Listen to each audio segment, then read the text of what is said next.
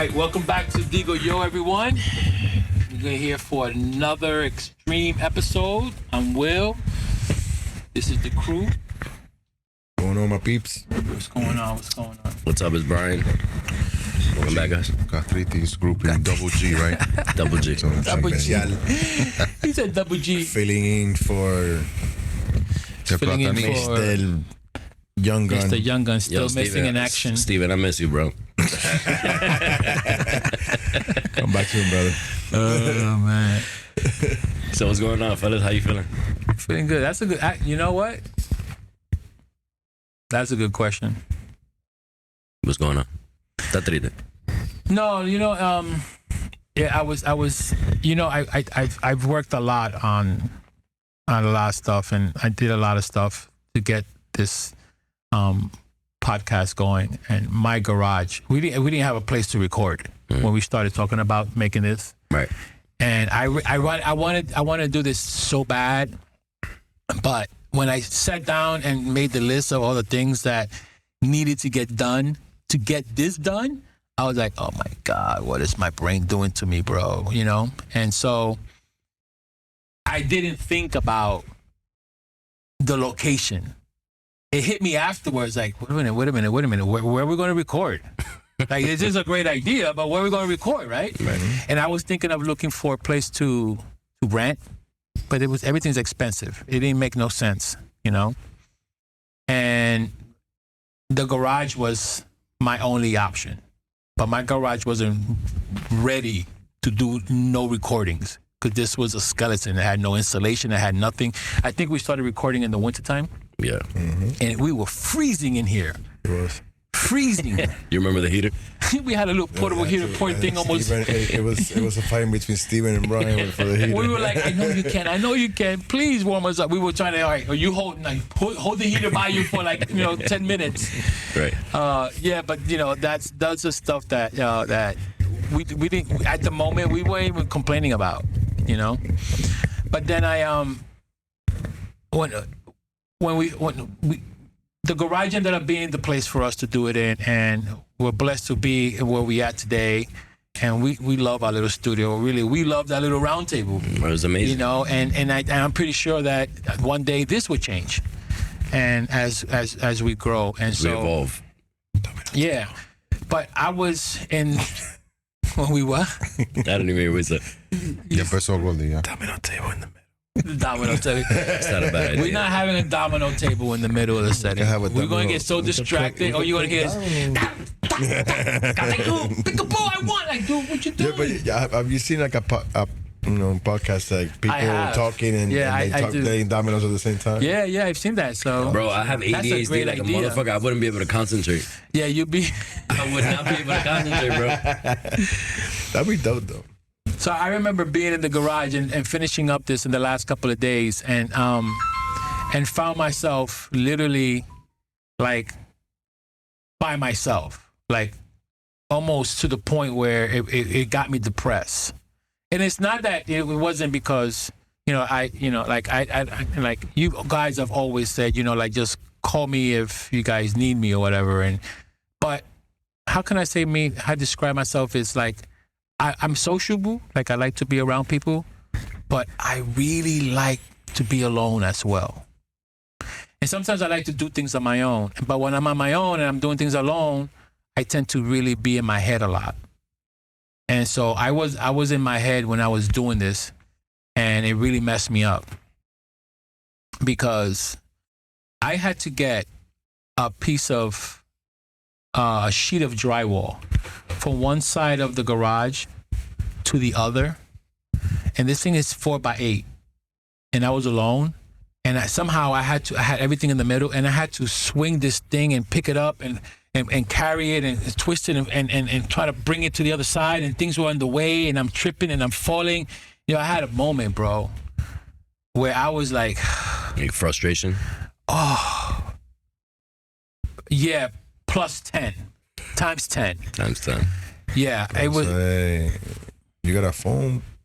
You could have called one of us. No, we could have helped you. You know what I'm saying? But you want to do everything by yourself.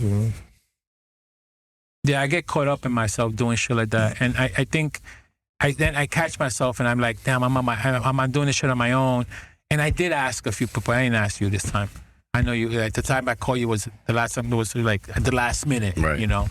And so I really hate bothering people. And I think because I don't like to be a nuisance. I don't like to bother people, and I end up doing things on my own. And then when something like that happens, when I'm trying to move a drywall sheet from across the room, and there's all this art, all these things in the way, and I get so frustrated that my emotions get in my way, and I literally I get so mad that I want to toss this freaking drywall and rip it into pieces, and I'm like, I have to literally pause and put it down and take a deep breath and go, like, God, there's got to be a reason why I'm struggling to get this freaking drywall across the other room by myself, right? You know, and then I think the anger steps in, and then you just like, what is it called? Adrenaline, right? You get the adrenaline come in, and I'm lifting this drywall right over my head. I'm twisting it like it's a piece of paper, but it's that thing, you know, that you get. But it's just, I had a moment, bro. Like I'm like, what am I doing, man?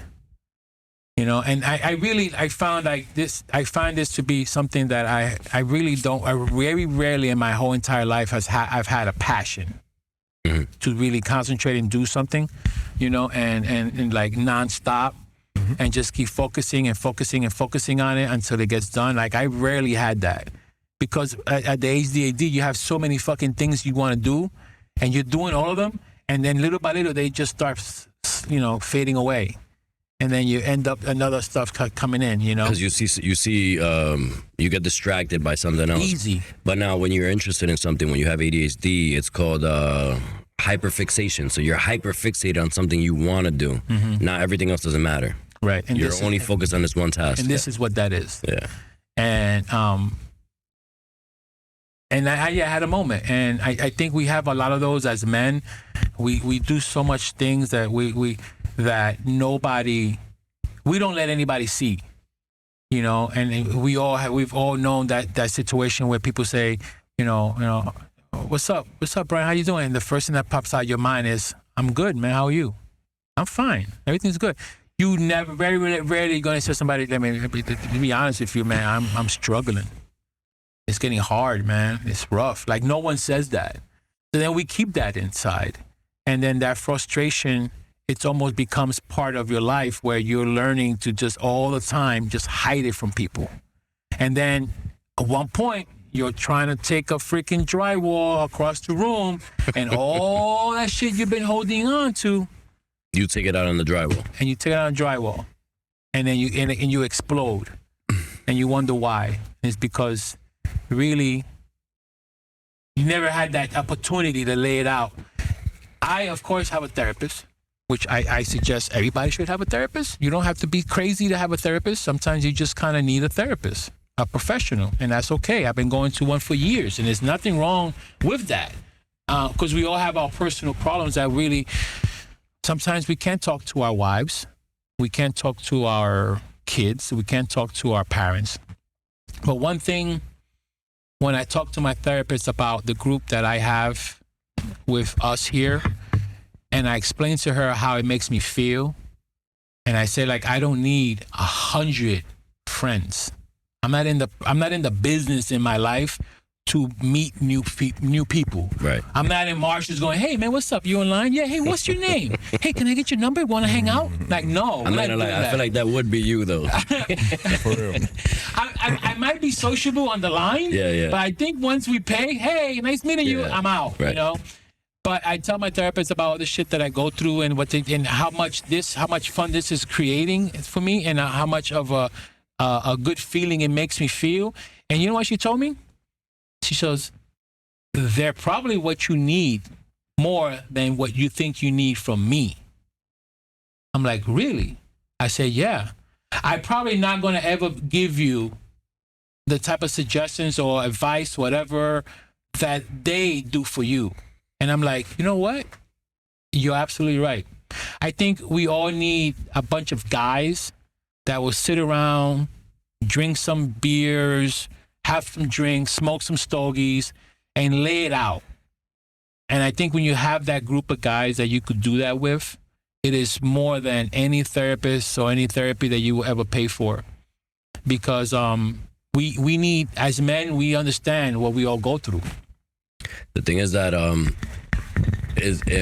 least in my opinion, it's difficult for most men to be vulnerable, right? Even with one another, it is difficult. So when you find that you know, that group or certain individuals that you do feel comfortable with opening up with, it's a completely new world, you know, where I'm able to be vulnerable and tell you, hey, listen, I'm struggling mentally, or you know, I'm going through this, and I'm going, you know, this is esto me está pasando por la cabeza, and I don't know how to go about it. You know, maybe you've gone through it. Like I struggled with mental health, you know, for a long time, depression, anxiety, you know, now the whole thing with, you know, there's a new phrase now where I'm overstimulated. I don't know if you heard about that. My fiance tends to use that a lot, but it's difficult because not everybody understands. As a man, you're kind of there's a stigma where, you know, oh, listen, I'm feeling depressed about, you know, or I'm feeling kind of blue about XYZ. Like, get over it. You know, it's just you know, whatever you're feeling, you know, you can tell me, and then just move on. Some things aren't so simple, you know. Everybody has different perspectives on it, and I struggled with it for a while, but I did go to a therapist about it, and talking to you guys, and you know, I guess a very close group that I have kind of helped me over the hump, you know, and here I am today. Yeah. No, I mean, we all go through something that some people sometimes would never know we're going through. I've been through some stuff that you guys probably have never, like, I've never shared it with you guys, so you would know. But I deal with it, and it changes the way you live your life. You know, the way you talk to people, the way you know, the way you interact, the way you work, the way you, you know, go and walk into a supermarket, and, you know, everything, it affects you. So mental health, especially for men, because we have a lot of stuff going on, work, responsibilities. We're not only, you know, at home, but with our families, our kids, friendships, work, responsibilities. Like, it's so much, and it feels like it never ends. And it just, who do you talk to about that? There's really nobody. Because as a man, you tend to bottle up everything. Tú te cierras. Y es difícil abrir para un hombre abrirse y hablar de su, you know, cómo se siente y cómo las cosas como van, es difícil. O sea, uno te llaman débil al tú abrirte y decir, coño, o sea, la depresión o uno, you're struggling with you know, with money or you te sientes impotente. Impotente fue la palabra que yo estaba buscando ahorita. Yeah. Entonces, o sea, es difícil porque tú puedes decirle algo, ¿cómo decirle a tu pareja o algo? And you're like, oh, what you talking about? And tú te cierras tú mismo y dices, no, don't worry about it, you know. Y no piensas hablarlo. Pero hay veces que es mejor decirlo, dejarlo tirado ahí en el medio y quedarte callado. Porque quedarte callado lo que te hace es te jode la mente. Y yo lo he visto. I've seen it. You know, I've seen people, you know, passed away because it's hard. You know what I'm saying? No todo el tiempo quedarse callado es la palabra. O es the way to go. It's always better to talk about it than to stay quiet. Even though you might think it's vergonzoso o qué sé yo, te sientes mal decirlo. You know, it's better to open up than to stay bottled up. But that's one of the biggest problems, that we don't open up because of those issues. Depende. You know? Si tú tienes una pareja que te entiende, valora y te va a ayudar en todo, Es easy to do. ¿Me entiendes? So, esa es la cuestión, darle ese chance que te escuche. Y tú, you know, lay it down to her. Talk to her. Entonces, a veces las mejores conversaciones se hacen en la cama, acostado con la pareja. No, es verdad. 100%. 100%. I agree. Yeah, Yo, I tell my wife, sometimes I'm, as we drive our trucks, and I know you're not a truck driver, but I know there's pretty times that you work in an environment that you're alone, and she calls me and I says, "What's up?" And she could hear my voice right off the back. What's wrong? Like she knows my tone, right? And I said, I don't know. I woke up weird. I feel down. I feel depressed. And she says, why? She goes, and I said, I don't know. Yo, that's fucking annoying. You're trying to pinpoint what's wrong, and you literally cannot understand it. Depression is so deep, and I literally am driving my truck. I'm going through this, and I've gotten so emotional. I'm crying. There's absolutely no reason for it. I can't pinpoint it. Why? It's happening. Something happened in me that is just like, Yo, listen, and once in a while, we need a good cry. I agree. Yo, most men won't say this, but yo, once in a while, you need a good cry. Now, sorry. So, Jose mentioned something, right? About like letting things loose. Like, you have to let it out, right? You have to, whatever it is, you can't bottle it up. Now, I have a friend who told me something, and it kind of brought something into perspective, right? So most people in general, not just men, most people either avoid things, isolate themselves, and it's all because of fear. Most of it is because of fear. So, you feel insecure. Most men won't admit, but like, yo, I'm insecure about either your physical, your finances, your relationship, your business, ideas that you have. Yo, listen, I have an idea for, our podcast. I have an idea for a podcast. You might not tell your wife, because tú vas a dejar tu trabajo por eso. O tú, deja esa pendeja. Like, fears are a big thing, especially for men. You're too afraid to tell another man, hey, listen, I'm not doing good. Fear is a big factor in like mental health, especially for men. And not only to another man, like even to your partners. Yeah, to anybody, yeah. I think we don't want to be judged by the people we love. You don't want to be judged by anybody. So, how most people are like, yo. It depends. I don't care to be judged by somebody I don't know.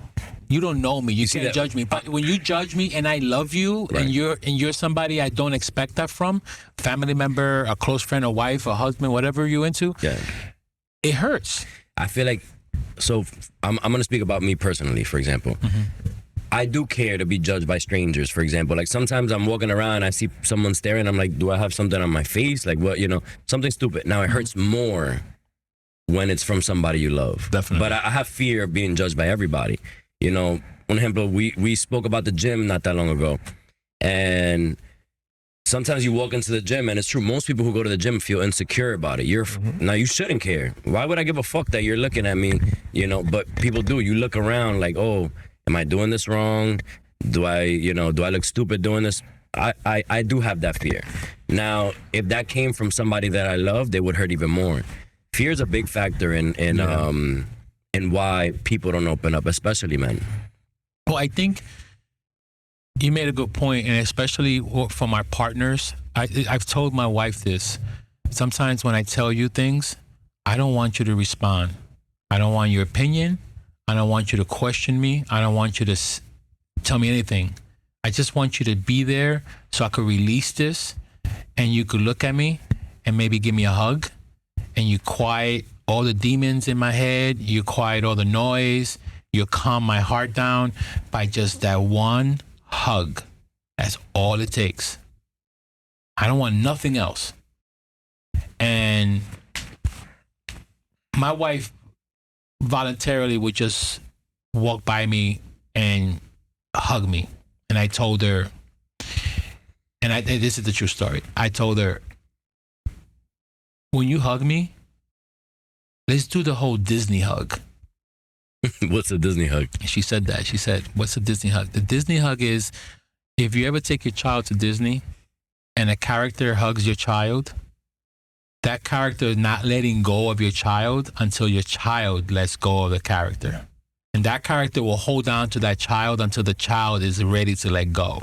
Oh, I didn't know that. And I tell my wife, let's just, when you hold me, just don't let go until I'm ready to let you go. Don't let, because sometimes you hug, right? And you don't know if it's enough. You don't. The way you know it's enough is when the other person lets go. And so I tell her, just when you hug me, just randomly the way you do, just be prepared to do the Disney hug. Let go when I'm ready. When you feel me, just tense up and just let go. You don't feel that. You don't feel me like just then we could part. We good. Yeah, And that's what we do. I'm a hugger. You need a hug? Yeah, man. And so yeah, it's we practice that, and I think it's a great thing. And I sometimes all I need is a hug. Yeah, It's really that simple.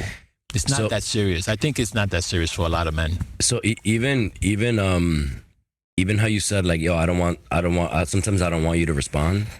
Like not just men, for women as well. Like I've even my mom. Like sometimes I'll have heart to hearts with my mom, right, or my partner, and you can tell this is one of my defaults. I tend to give advice even when it's not asked. Sometimes it's a good thing, sometimes it's a bad thing. But I've had situations where they're like, kind of like you could tell they didn't want to hear that. They just wanted a vent, and that's what we need too. Some men don't, you just need a vent. We don't need to hear like, well, you could have done this differently, you could have done that differently, or maybe try this. You just kind of want to vent. You want to let it all out. So when I was in therapy, one of the things that, and I still do this to this day, journaling. So it sounds so gay. Sorry. But Not that there's nothing wrong for a gay person to journal.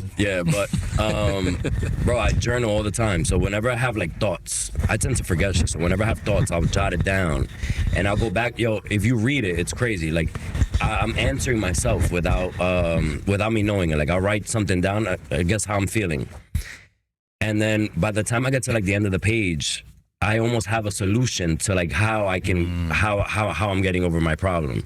It's weird like that. Like I don't go in there or like looking for a solution. I just jot down whatever I'm going through. How long you been doing that? Almost 2 years now. No way. Yeah, almost 2 years now. So you got a book of shit that you've been running? Bro, I have a book. You know what's crazy? When I first started, you would think I was gonna kill myself because like it was like mad depression. Like I started when I was going through depression, and I had like really bad depression, and I'd have like really dark thoughts. So like I would write down, and I never knew how to start it. So my therapist was like, just write down, leave a blank page. No, I'm sorry. She wrote on a blank page, left this page blank intentionally. And then when she said, turn over the page, when you write your first entry, you should write, today I'm feeling. Now I don't start mine, today I'm feeling, but I start writing down like, hey, this sucks, or why'd you do X, Y, Z, or whatever. And it just kind of flows. You're kind of like having a conversation with yourself. And usually by the time I got to the end of the page, like I had or I knew what I needed to do to get over whatever the hump was. So. That's pretty amazing, though, that you found that. Yeah, it works for me, at least. That's great. Yeah, I think when you find what helps you get through that, it's important. Journaling has been something that so many people do. I've tried it. It's not your thing? It's not my thing. Yeah. No todo el mundo le gusta escribir. And that's true. No, yeah, I know. So again, it wouldn't work. I know it works. Yeah, it wouldn't work if you kind of feel like it's a chore. So like again, that's kind of how when it was first said to me, I was like, oh, so like I gotta write. So when I started, I was like, how do I start this shit? Now do your wife read those? No. So and again, like. There's times like I'll send her pages. Like sometimes like if I want to share something, like I'll take a picture of it and I'll send her a page. But no, that's so it's it's crazy. I never realized this, right? Like how they say, because like again, the whole diary thing. It's like a girl. It's known to be like a girl thing. That's what they say, but it's ahora, I never realized like when you watch TV shows. Oh, so and so read my diary, and I'm like, it's kind of stupid. Bro, you don't so you start writing stuff down, you don't realize how intrusive it is to read somebody's journal. It was very personal. Like it's literally what you're thinking. Basically, somebody know. I don't. It's weird. It's like it is. Yeah, it's so intrusive it's like to read. Your secret thoughts on paper, and it's almost like very personal still. Just because it's on paper and it comes out your head and it goes on the paper, it doesn't mean that it's for everybody to read. it is still your personal thoughts that you don't want people to share unless you want to. But most of the time, it's a journal, it's a diary. Like, it's most of the stuff is very. That's why people get upset. Like, you read my diary? Yeah. Like, it's very personal. You know, you don't want people to be exposed to that. You know. And part again, of you. I mean, I would never suggest in going through like anybody's couples, journals or diaries or whatever you want to call it, because I have a friend who does something similar but with voice. So you say you don't like writing? They go on they go on the voice app and they do journal entries that way. They have apps for it. Like, they have apps where they got something that you could speak to it and it writes it for you and like a word Yeah. page, whatever it is. Hay muchas cosas que tú puedes hacer ahora. Yeah. No, but there's I have a friend who does it like a voice thing. So he logs them that way. Like, I guess he uses an app for it, and whatever he chooses to share to his journal, it literally does like a voice entry. Then he'll go back to it, and which is interesting. Yeah, I mean, it's like I said, if it works, I think you should just keep following up. It's just finding that, and I think that's also hard to find what works, because it's not like you go somewhere and go, "Hey, this is what's going on with me." Well, if we're gonna be 100% honest, most men's their chosen outlet is anger. So Anger and alcohol. and alcohol, yeah. When we're little, right? When most kids are little, you don't know how to express yourself, right? So what do? You get frustrated, you throw a tantrum, and I'll grab his phone and toss it across the room. You didn't want to let me do this, like as a kid, and you drop on the floor and you start screaming and you bang things. When you're a teenager, you want to fight. You feel disrespected by another, by your friend. Your friend embarrassed you in front of a girl. What do? You want to fight him. Instead of saying like, yo, why would you do that? I like that girl. This, and this. Your first outlet is anger, right? A lot of men don't know how to express themselves. Communication is a big factor in this whole subject. Whether it be mental health or stuff that you go through and you keep up. How can you share even with your partner when most of the time you can't sit with yourself and like say, hey, listen, I don't like this about myself. I don't like that about myself. You need some kind of healthy outlet. Most men, that's their outlet. It's usually anger. You get frustrated. You pick a fight with the first person you see, or you curse out the driver who's honking at you because the light just turned green and you haven't moved yet. I feel like, yeah, that's something I struggled with too. I don't move. That's a Jersey. That's a Jersey thing, though. He has anger issues when he's on the road. We're on the phone all the time, and he's fighting with everybody. And I'm like, but who doesn't? And he's yelling at them. I says, they can't hear you, right? But I get it now. He's getting it out. He's getting out of the chest, Yeah. But at least I let it out. But yeah, at least you let it out. And that's a healthy way to let it out too, because you're not cursing. You're cursing inside your car. But I think the reason why we don't tell, we don't tell other people when they ask us, how you doing, is because we don't want to also be judged. As men, we don't want to be looked at as, you said, weak or something. So it's. I'm one that if you tell me, and I'm pretty sure you guys, when we call each other or whatever, we always say, what's up? So what's going on? You're like, you don't say right away, well, I don't know where to start. Well, I kind of woke up a little depressed this morning, and I was on my way to work and I had these thoughts. Like, we don't talk like that. No, we don't. But deep inside, that's what happens. Mm-hmm. Yeah, I mean, again, with people that at least, for example, I'm similar to you, very social, very out there. The second that you see my behavior changes. So, for example, I start isolating, or I don't respond to your texts as quickly, or whatever. Or I don't respond at all. I got days without hitting you up. You're calling me, and I'm like, yo, I'll talk to you tomorrow. If something came up, something's off. Those are signs to look for. Yeah, I think you did that to me a few weeks ago, and I literally called you, and you're like, "Yeah, I'm good." I said, "Well, and I got mad. Like, you were like, I got mad. You're like, yo, we've been texting you, we've been posting, we called you a few times, you didn't respond. You're like, no, I'm good. I said, well, I'm just checking to see if you're good. You're like, yeah, I'm good. I'm like, all right then. No. So again, when I speak about myself. So like that's something I do when I usually am not like aligned properly with myself, right? Yeah. So like I'm struggling, maybe not struggling with something, but like, you know, in my head, you know, I have things running through my mind. So I have to sit back, I journal. I sit back, journal, and kind of like, you know, pongo el tren en los carriles de nuevo until I can do that, you know, and then I'm back to my normal self. Yeah. Well, you actually have a newborn, not a newborn, but you've created a human, and it's a blessing, you know. And if and I know you before you got married with your wife, and I think as new parents, we don't understand what a child does to us until the child is born. You're excited, and That's true. but I mean, I could imagine that you've had like moments where you say, "Thank God for this child." Oh yeah, that's funny because like I was actually thinking about my daughter, like as you were talking, because so I don't want to go into too much detail of like what happened the night my daughter was born, but it was like the total opposite of what you would expect. Like usually as men we're like, yo, it's gonna be a happy moment. And not that it wasn't happy, because like you said, it's a blessing.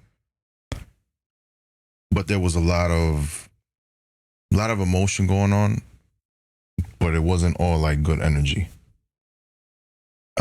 So I remember there was, I don't know why I never forget this. So there was a lady, and it was one of the doctors that was there with my wife when she gave birth. And her name was Dr. T. And she came out and said, "Hey, listen, I want to let you know something." I said, "Okay." She's like, "Before you go in there to meet your daughter," because my daughter was in a ICU box. She was premature. So she said, "You know, a lot of people, like, and no offense to women or whatever," she said, "Listen, a lot of people forget how hard the job of a father and a man really is." And that never left. And I didn't even have to ask her why. She was like, "Because as a real man, you're the rock of your family." So she said, when you're the rock of your family, the one thing you can't do is forget about yourself. And what I mean by that is you make sure you have some type of peace, because if you don't have that, you don't have anything, you have nothing to give your family. That's a good point. So, and going to like, oh, you guys were saying about holding it in, right? When I became a dad in that moment, it's not really like funny, but I'm like, damn, like I ended up doing what she told me not to do. Mm-hmm. Because like, it was like, yo, you know what? Forget about how I feel. It was instant, like, protect mode. You know what I'm saying? Like making sure my family's good, right? Because now I have a wife and a daughter. And, you know, and this is like on a serious note, when I saw my daughter, I didn't get to touch her, hug her, none of that. It was like straight into like when I walked in, like when I walked in, all the nurses were like grabbing her and putting wires and all that crazy stuff. That must have been scary to see. So the thing is that there was so much emotion in that moment that I had no man to turn to. But kind of how you said, right? Like you might think like, hey, I could call my friend, but and with all due respect to my wife, like I don't even think wives can understand certain things like that. Because in that moment, you just have so much emotion. I'm just like, yo, I'm scared. I'm concerned. I'm like, I'm happy, but I'm stressed. You know what I'm saying? Because like, is my baby girl gonna like get through this? You know what I'm saying? You start questioning so many things. And, you know, actually, it's crazy because I had a breakthrough recently and my wife said, yo, you know, you're not like, not that you're not the same guy, but you kind of changed a little bit. After the baby was born? Yeah, like she's like, you know, when we got married, you were one way and now you're a bit different. And as my daughter turned 2, I realized like, yo, I was holding so much in for 2 years. Because I was like, I never got over those like it was like a movie scene. Like the moment I saw my daughter in the box, the moment that people came in and started drama, the night my daughter was born, and like I never, I think with myself I never addressed that because I said, you know what, none of that matters. What matters is that my wife is okay, and that my daughter's gonna get through this process, or you know, and that she's gonna be healthy. Absolutely. You know, so you know, like what you guys were saying, like, yo, you know what, holding that in is so unhealthy, but that's like your first. It's like a radio station. You just tune into that. It's like, man, you know what, forget about it. Because I would do that, like fight or flight almost. Yeah, it's like I would do that before I became a dad, but when I became a dad, it's like man, I have a daughter now, and that's my only child. So my first thing is, man, forget about how you feel. It's about her, because you can't show weakness, right? It's like, but that's vulnerability. You think vulnerability is a weakness, but it isn't. Right. And like for a woman and a doctor to let me know, like, listen, don't do that to yourself, no matter how many years, how much time goes by. I truly appreciate that woman so much. Like if I saw her today, I'd be like, thank you, because your words never leave my mind. And I think, honestly, I'm still somewhat healing from that, because my wife's aunt had gotten the phone with me the other day and said, you know, you never, you just like pushed that to the side. And you left it there, like you just buried it in a cemetery, and all that happened that night, you just, como que se murió, but it's still there, you know. And that's the breakthrough that I had. I realized, like, man, like I have to now. I'm somewhat healed, but I'm not fully healed from that. Letting go of things is gotta be the hardest thing. Yeah, because it's like that was such a vulnerable moment. I didn't even turn to my own dad to even ask, like, hey, I have so much buildup. You know what I mean? Like, I don't know what to do. You know what I'm saying? How do I stay strong? And it's like Brian said, good and bad thing, because my dad was like that too. Like my wife would look at my dad and be like, yo, I don't even know if your dad is sad or happy, because he's so like, it's just like you just stay in serious mode at all times. He doesn't want nobody know. No, he can't. Like, I think the only time I've ever seen my dad show emotion was maybe the second or third time in my entire life was at my wedding. Because I've never seen my dad, like my dad was just always like, you know, reacting logic, not out of emotion. Because that's what a man does. You can't react out of emotion. That's the saying, you can't react out of emotion. But then it's like, you know, it's okay that us as strong men, we have a weak moment. And I think that's something that we have a hard time accepting. And understanding that it's okay. Yeah, that too. It's like, I think in that moment, I had a weak moment when I saw my daughter and all that I was just like, I didn't even give myself a chance to even tear. Because I think like when I teared, I had wiped it off, and I'm like, I gotta make sure my wife is okay. You know what I'm saying? Like fuck these feelings. You know? So what you're saying is true. I think that's the biggest challenge. Like I even tell my wife, like, yo, I love you. You're my ride or die. But like, there's just certain things that women won't understand. So like going to what your therapist is saying, it's true. Like I come to realize, like, yo, you know what? A friend of mine said this. He said it's so important to have guy friends that you cherish. Yeah. Because that is like your therapy. It's your therapy. And we don't even realize that. Now, you know what though? I'm sorry to interrupt you. No, it's cool. But I actually disagree with one thing. So, yeah, I mean, again, women and men are different in so many ways and are alike in others, right? Now, maybe, I'm not going to say your wife, but if we sit down, right, with your partner, with a friend that's a female, whatever, with your mom, whoever it is, sometimes they would understand. We think that we don't, because again, we're not expressing things. You might not want to tell your wife, hey, listen, I'm still fucked up about XYZ, right? This situation fucked me up. She might just think you're fine. You may have not had, I don't know if you have, but I'm saying you may not have had that conversation with your wife. She may not know that you're still fucked up about that. So maybe again, I don't know if it bothers you if I give you this advice, but maybe sit down with her and tell her, hey, listen, I'm still not okay about this. Or, XYZ still bothers me. You don't know if she might have expressed it already, because women tend to communicate a little better than we do.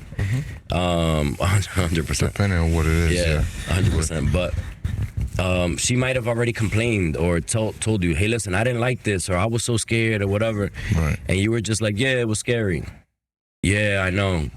But you didn't tell her. You were still, hey, listen, I'm traumatized. Every time I see her, I'm scared about XYZ. You may not have said that, and that may be what you need to feel that release.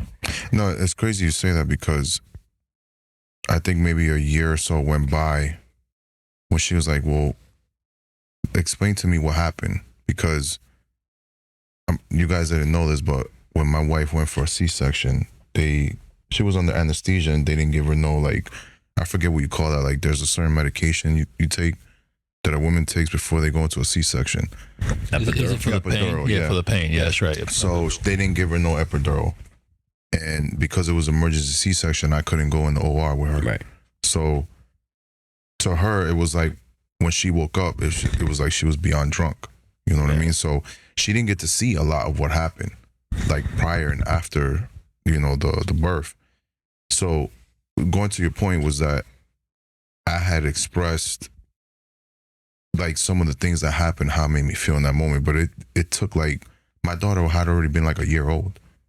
And it's crazy that you say that, because I think I buried it so deep that I didn't even I couldn't even find the right words to tell her. Or sometimes you forget. It's weird. Yeah, it's weird. Like I couldn't, like, you know how you say, yo, I feel something, but I can't put my finger on it. That's how I felt. Like I just couldn't, like I knew what I felt, but I couldn't put my finger on it, because I'm like, yo, like, it's done. It's in the past. It doesn't matter. Right. Not realizing, like, it was somewhat taking a toll on me. That shit happens to me sometimes. Like if I have a problem with you, right? Something you did bothers me enough.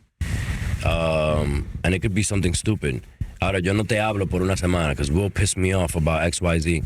If enough time passes, I forgot why exactly I was mad about. Just whatever you said I was pissed about. But I'll know that I was pissed about something.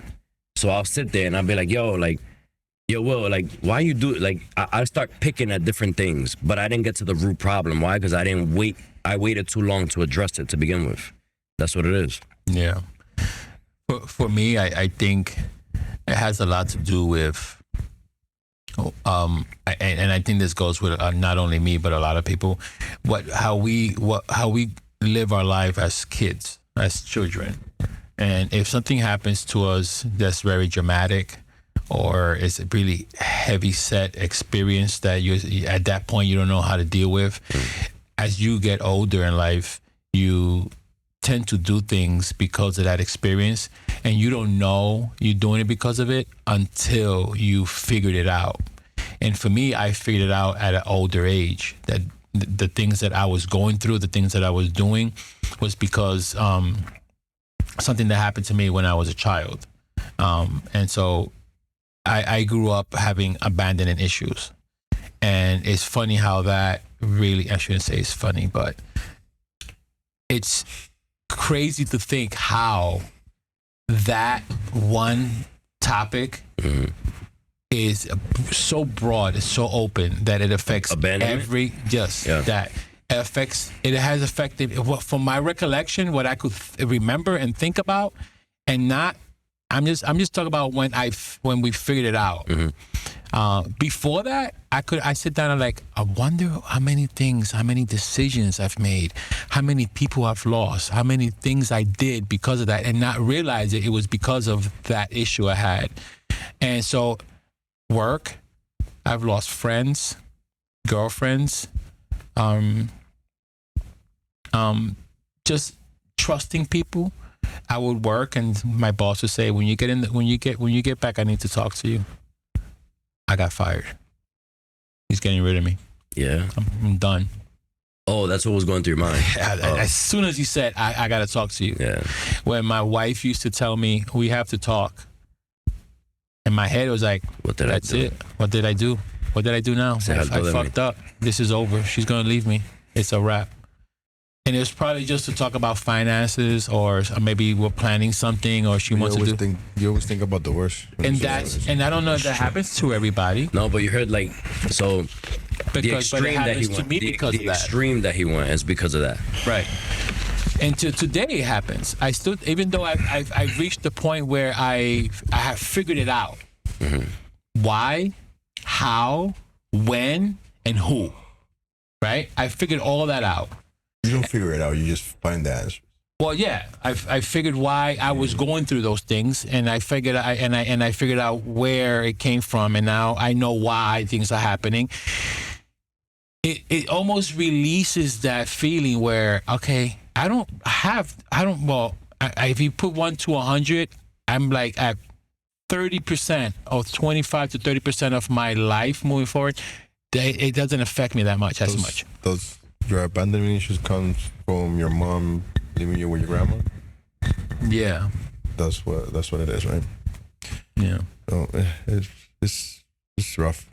But and learning why she did it, and then learning that my grandmother was more than an angel sent by God.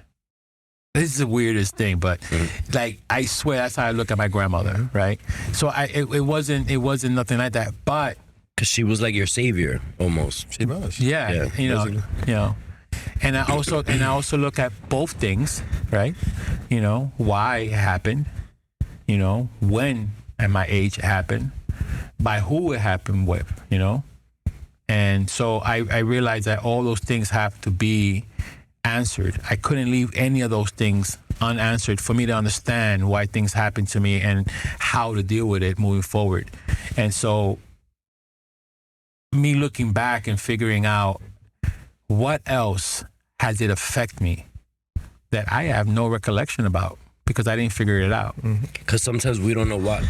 So like this could be a subject in itself, the whole childhood thing, right?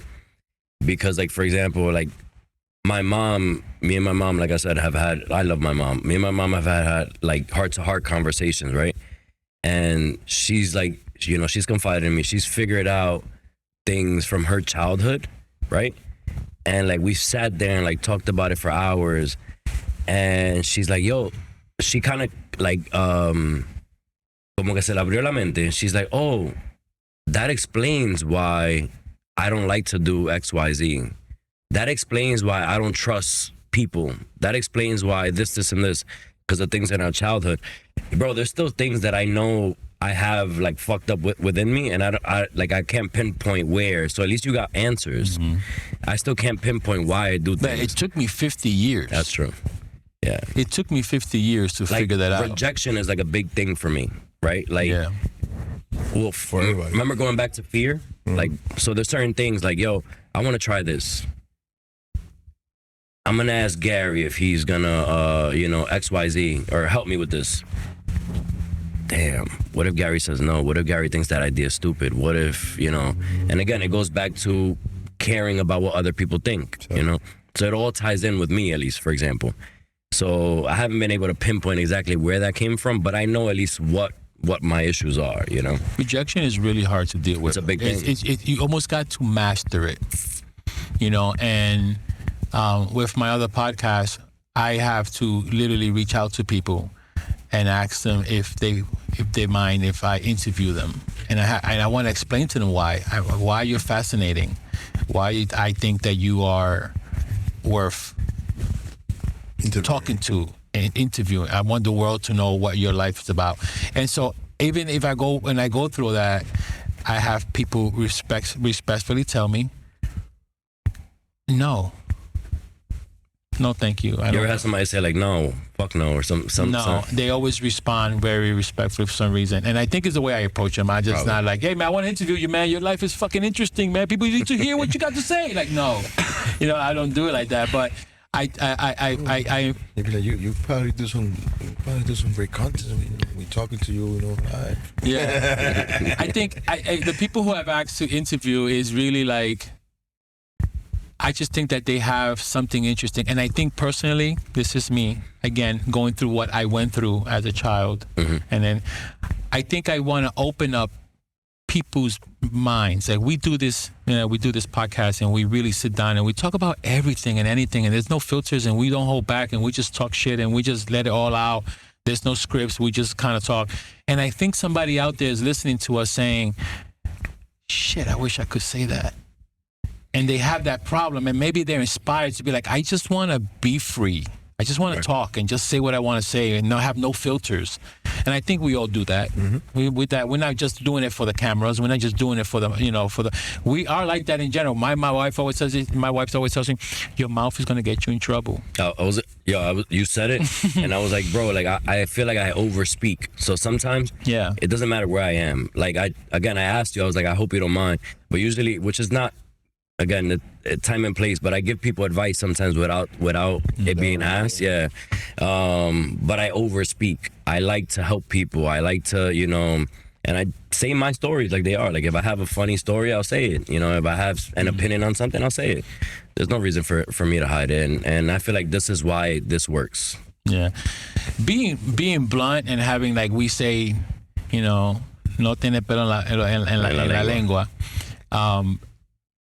I think in my life now, if I have the group of friends that I have and they have accepted me for who I am, because I could be very blunt. I just want every single person here I've told something to that I shouldn't have. So and not said in the way I said it, Yeah. And so, but if you're in my life and you accept me for who I am, and you know that I'm not doing it con malicia. Right. And this is the way I speak. I'm going to tell you frankly, you ask me for my advice, you better be ready to fucking hurt and cry, because I'm going to tell you how it is. José, te hieden los pies. Te hieden los pies. No, que verdad, tiene que decirlo. Si no lo dice, no sabe. And trust me, I've been told my feet smell. And I have to accept it because that's how I am. Yeah. And for people to tell me, and that's just not that my feet smell, because of any reason, Yo, vinegar and baking soda. But there's things where if you're in my life and you accept me who I am, I give you props. I give you props. Yeah. Because I'm not an easy person to have in your life, because I could love you and I could hate you at the same time, and I don't want to hear your face, but I want to look at it, and I don't want to hear your mouth, but I need to talk to you, and I'm like, and I'm gonna tell you how it is, and I'm gonna apologize later, and so. Yo, you've been talking to my fiance. You sound just like her, bro. I love Kelly, man. She is so. I need her here. Bro, I gotta invite her to this. I'll see if I get her on one of these days. That is gonna be fun with her, but she's a firecracker, but so. A lot of things that I do, and I say why are these people even in my life? Don't they know how rude I am?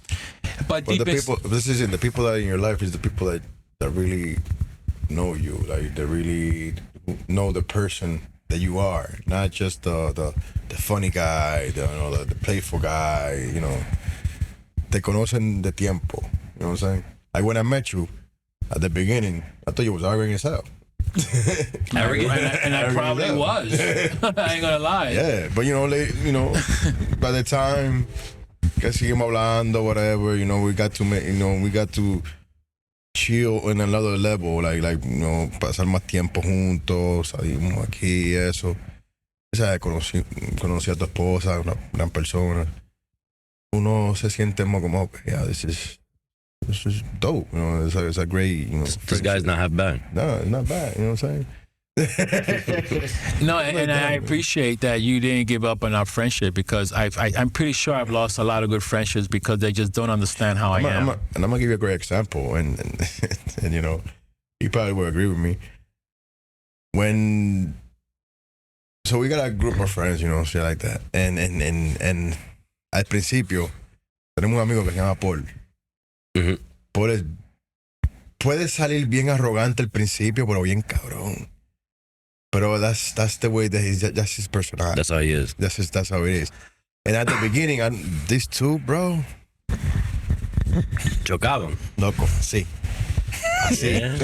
To a point that we could have put them in the same fucking phone line because era pelea, loco. Pelea.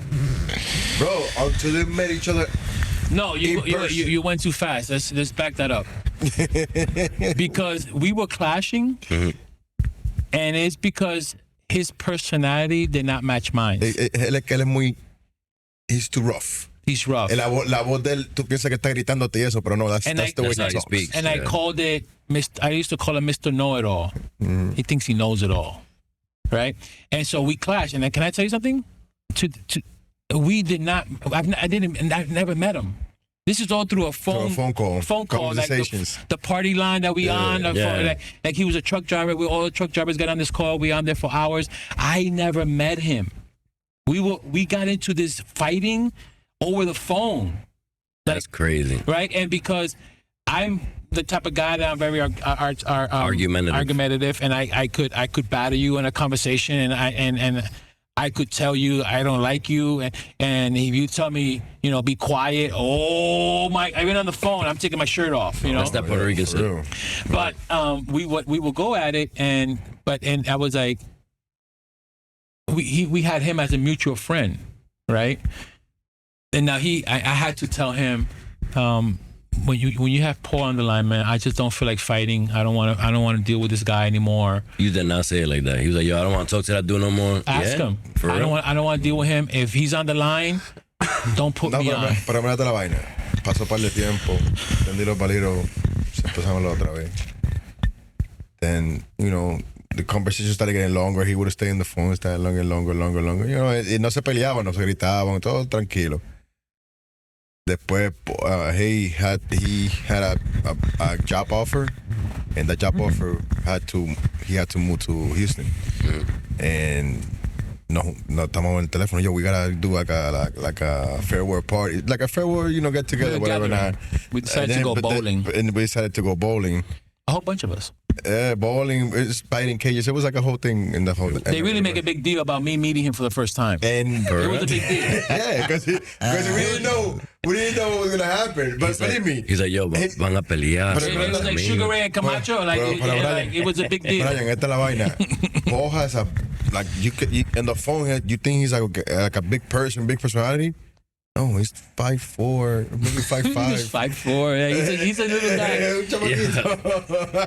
Entonces, when we over here like, yo, me and Steven were like, did you picture him that way though? No, I never met him. I don't know why. You guys are telling the story, right? You know who I picture like DMX on the phone. No. Yo, like that. Yeah. Rick Ross or something. No, le bocón así como DMX, like Will Bocón. Pero he's like, bro, una de las personas más heavy que yo he tenido, amigo, hermano de la vida, loco. That's dope. Entonces, when that day, cuando se vieron, papi, como que se conocían por años, loco. And we spoke, and we actually sat down. We spoke for a little bit of everything. It wasn't a big deal, and I think the fact that we met face to face, and we wanted to meet face to face. It wasn't like we were trying to run from each other, or we were really, wait till I see him. It wasn't even like that. We met at the parking lot. We all met up. We all parked our cars. And he introduced us, and I I gave him a pound, and we hugged it out, literally like nothing ever happened. I think at that moment, everything just got erased. Yo, talking about men, you know what's crazy? We've never fought since that day. Mm-hmm. I've never had any discussion. We just had arguments here and there, but it's no. Let me just say, my bad. I don't mean to cut you off, and you too, Jose. Yeah. This is like a real fact. I actually told him this because when I heard the story about him and Paul arguing, and mind you, I don't know Paul like that, but I met him a couple times. When Willie's telling me this on the phone, bro, I'm like, yo, Willie, I said, yo, I don't know Paul like that, but I gotta give him some type of like respect and credit because, bro, Willie's a guy, and I speak this from experience. I do not want to go head to head with this dude. Like when it comes to a debate and an argument, because I'm gonna tell you why. Because one day we had a debate about something stupid, and I ended up winning the debate. But when you win something and you're like, you're winning. Yeah, I won the debate with him. When was that? This was a long time ago.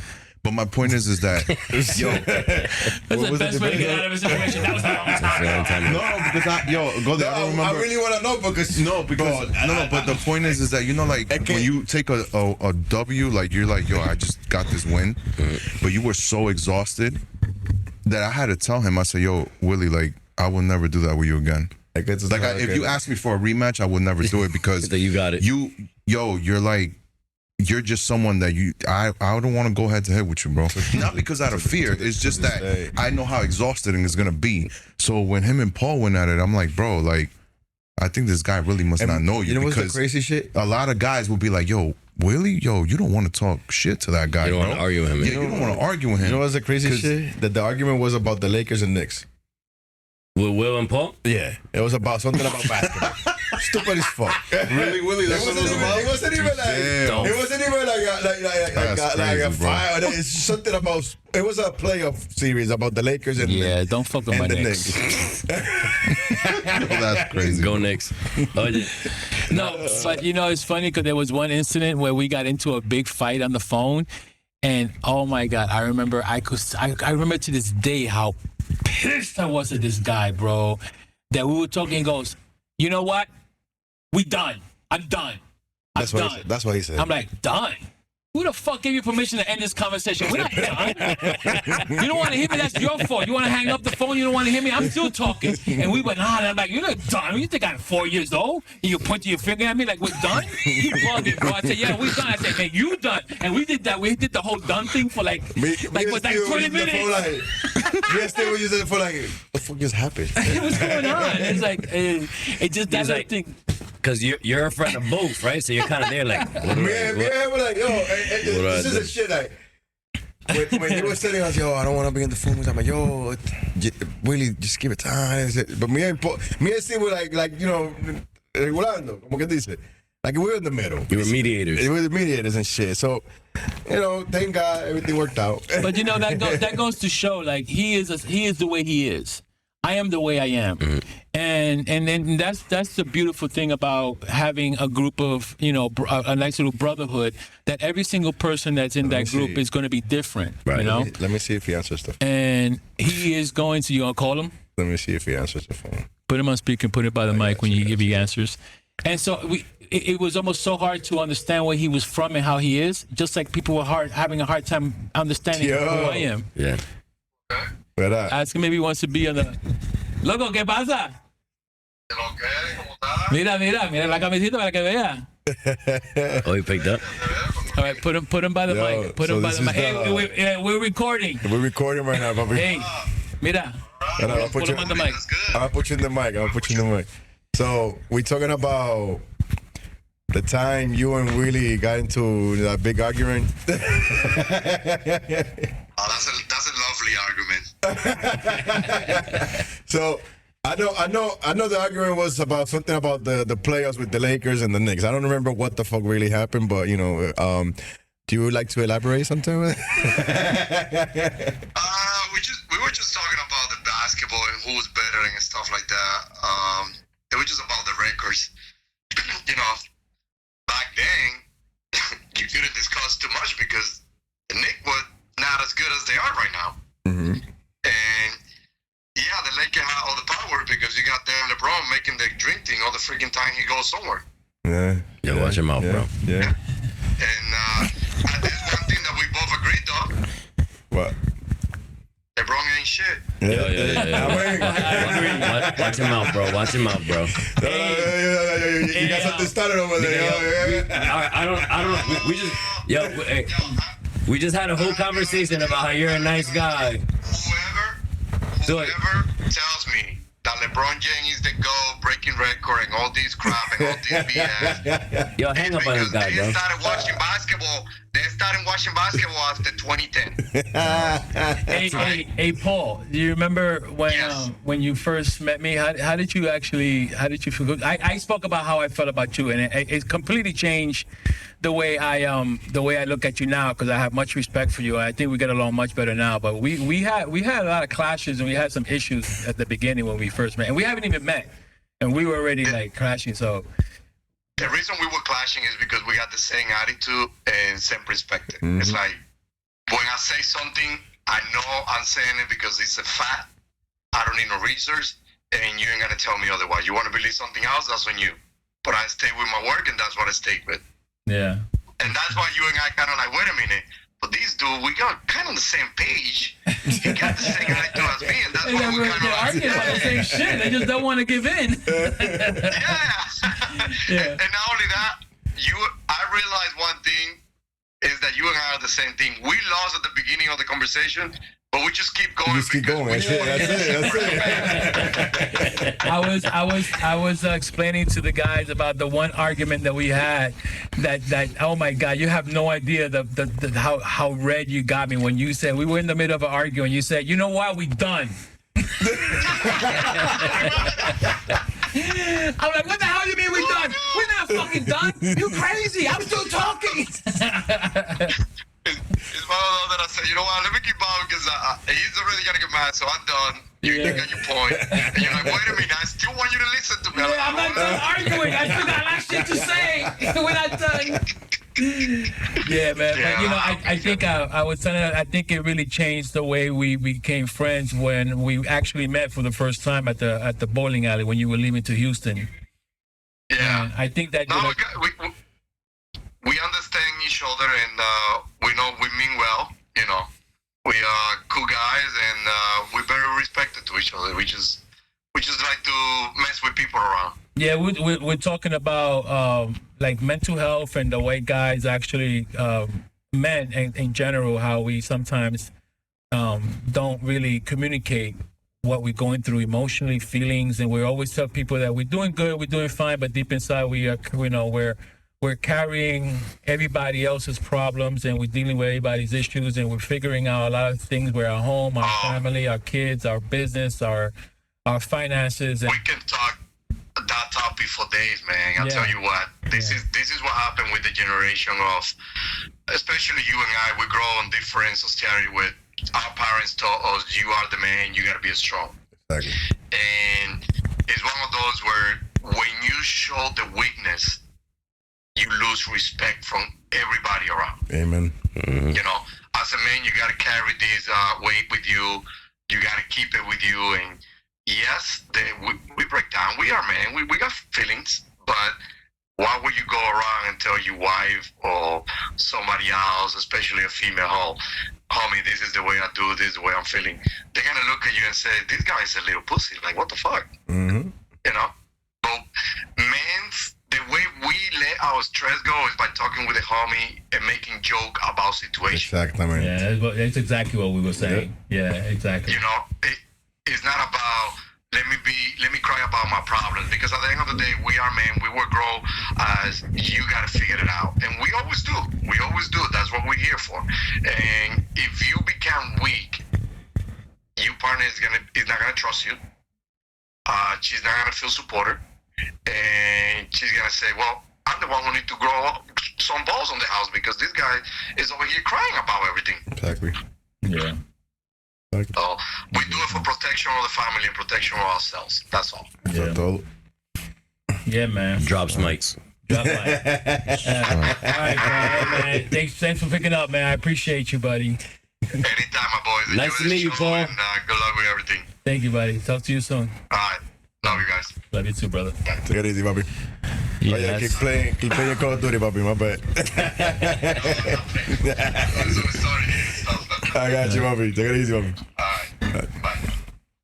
Yeah, so I mean that's something, and I think we at a certain age now that I was thinking the other day. I can't remember the last time I met a friend. Like When you made one? When I made friend. Yeah. When I made somebody a friend of mine. It's like I cannot remember the last time that happened. And it's interesting because when we're young, we're very sociable and we're meeting friends and we're doing so many things. Bro, and sorry to interrupt you. You know how easy it was to make a friend back then? Hey, bro, I like your shirt. Thanks. You want to go have lunch? That's you want to it. go to lunch? That was my friend. Yeah. Now we're friends. We're let's boys. go skateboarding. Yeah. Oh, you want to? Nah, but like in school, it was so easy. Bro, I like your book bag. Yeah, me too. Let me see yours. Oh, I like Ninja Turtles. All right, cool. You want to sit next to me at lunch? Cool. Now we're friends. Like, now we're friends. Yeah. It's crazy. That was it. It's easy. Back in the days, yeah. Back in the But most of those friends never like. You know, No, they weren't. They Transition. weren't friends of substance. That's what it is. Yeah. Yeah. Yeah, I think a lot of almost every man has a story of something that's held them back, made them cry, made them question decisions. And there's a lot of men that won't ever share that with anybody. And they'll take it to their graves. And some of us are blessed to have a group of brotherhood, a nice little brotherhood that you could consult that with. I think Jose was one that, well, you know, I was talking to him one day, and he could hear it in my voice that something was weird. He goes, "Yo, what's up, man? You want to talk over some drinks or something?" And I knew where he was coming from. Like, he just wanted to sit. Sometimes we just got to sit and talk, and you got to trust. You got to trust your feelings that you're releasing that emotion into the right person. Yeah, 100%. Because it's so freaking dangerous. For a person like me, it's very dangerous. Because the moment that I become that person with you, and I share that moment, that emotion, that feeling, that hurt, whatever it is with you, and my fear is that one day you're going to use that against me, and I will never trust you again. That's a pussy ass move. We don't do that. Yeah, But I would never trust you. You'd be again. surprised though. Like, so I have the same issue. Like, it's happened to me in the past. I remember on 2 occasions, right? Like, specifically, I won't get into details, but like, I remember confiding in somebody who I thought like was, you know, a close friend. And but I remember that day I was so out of it. Like, I was I was crying, you know, like it was ugly. And, you know, I felt good, right? I confided in my friend, you know, he gave me advice. And I remember like 3 months later, somebody was like, "Yo, bro, I heard about, you know, so-and-so. How you doing, bro? How?" And I was like, "Bro, you should have seen my face." Like, I don't know what I look like, but I'm sure yo me puse blanco, azul, rojo, de todos los colores, de, like, del pique. Because I was like, bro, like, remember we were talking about the whole journaling thing? Mm-hmm. That's how I felt almost. Like, bro, like, I just confided in your son that, like, I didn't confide in my partner, I remember at the time. Para después yo escuchar otra persona, like a third party who I have no relationship to be like, "Yo, bro, how you doing? How's this, you know, coming along?" And I'm like, wait, what? So that's a tough one for me.